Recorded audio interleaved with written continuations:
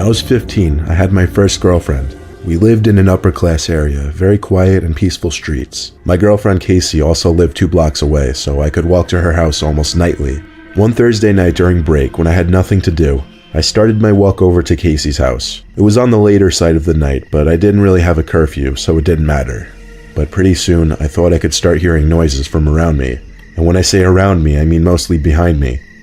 The first time I heard it, it was the sound of a bush being shaken a bit. I only turned my head to look for a second without stopping. I just started to walk a little faster is all. When I got to the next block, I heard another noise, a twig or a small stick cracking.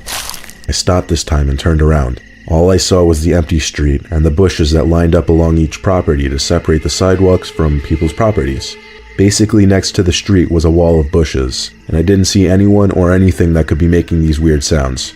I picked up the pace even more, and I was reaching the home stretch to Casey's house.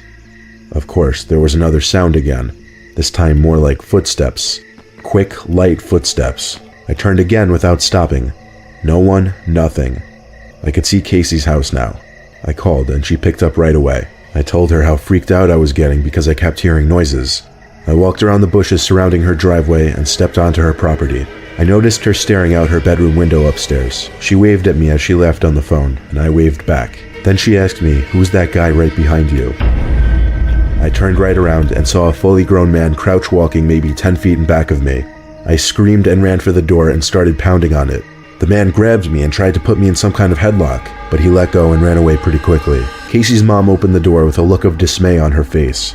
She let me in and slammed the door shut as Casey came running over. I was out of breath and felt like my heart was beating 1,000 beats a minute. Casey's mom hugged me, asked a few questions, then called the police to warn of a dangerous man going around town.